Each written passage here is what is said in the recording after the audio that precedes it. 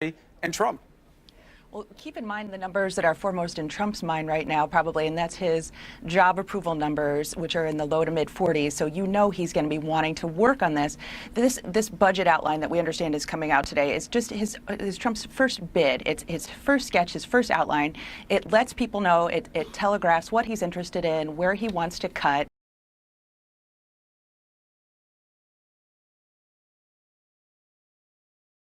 And get those poll numbers out. It doesn't mean Congress has to adopt it, and they might not, but he wants to get those plans out there, work on, explaining to people that he's going to follow through on those campaign promises, which we're going to hear a lot about on Tuesday night as well. So, Abby, who in Congress might fight this today? Well, there will be a lot of, I think, at least questions raised by some of the deficit hawks in Congress, particularly because there is no way, as David alluded, to do all of the things that Trump wants to do without doing some really big things. And I think probably the biggest one of all is going to be tax reform. I think most of these other priorities really can't get off the ground unless Congress is able to agree on tax reform, unless Congress and the White House are able to agree on tax reform. And there are, at the moment, some big disagreements on this idea of a border tax and whether or not Trump supports that idea. But these are big pillars of the Republican agenda that have to kind of be in place.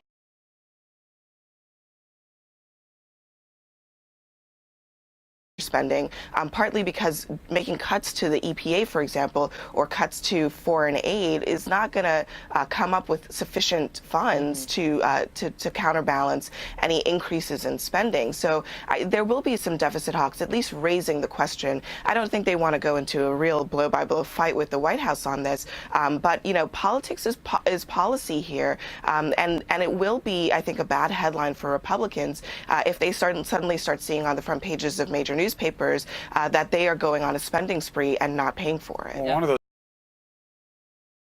deficit hawks is making his mark on a very different issue. Darrell Issa, we tried to get him on the show today, didn't happen. He says you need a special prosecutor to look at these Russia questions with the White House. I mean, those are bold words. Is this some kind of nod to him being in conscience? Well, no, I mean, I think a lot of this is local politics for Mr. Issa. I mean, his race was the closest in the country. It was the last race called in the country from the 2016 elections. There have been a lot of changes in his district. In California, a lot of voters don't like the president. And so I think he's watching his back ahead of a midterm cycle when, with a Republican in the White House anyway, he's anticipating a tough fight to keep his job.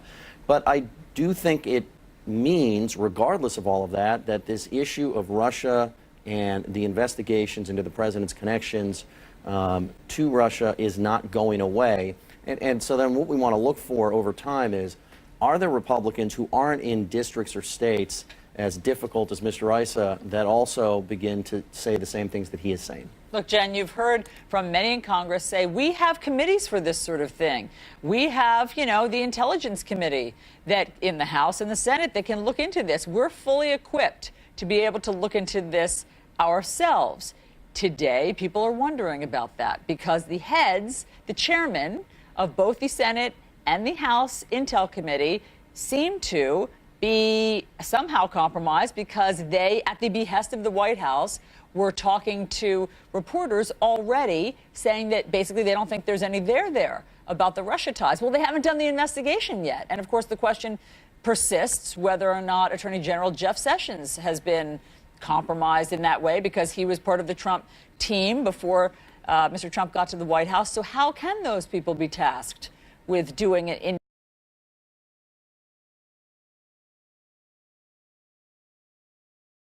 Christie, who's a Trump ally and a former Justice Department official, said, look, we can trust the Justice Department to do this. But then Chris Christie turned around and schooled the Trump administration a little bit and said, I have complete confidence in Reince Priebus, the chief of staff, and his integrity. But listen, these guys, need to, understand what they're doing here. You shouldn't be communicating with the FBI. So Chris Christie even opened the door a little bit, saying we still have some questions and these guys need to be doing things appropriately and keeping a wall.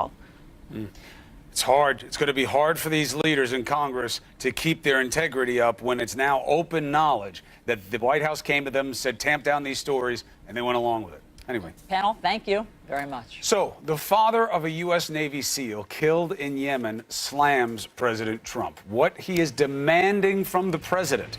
Next. My job? Create a workplace that provides great experiences and builds value. That takes an accomplished HR team with the latest skills and know-how, and nothing spells that more clearly than SHRM CP and SHRM SCP. SHRM's competency-based certifications say HR professionals are ready to build business success and shape the changing world of work. I'm confident when I know an HR professional is SHRM certified. Accredited SHRM certifications are the key to great HR. And great HR makes great organizations.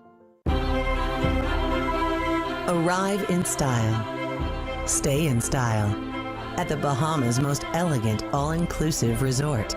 With its own private offshore island adventure, which is a vacation of its own. Experience 10 world-class restaurants and experience 2 vacations in one at the Bahamas' best resort. Call 1-800-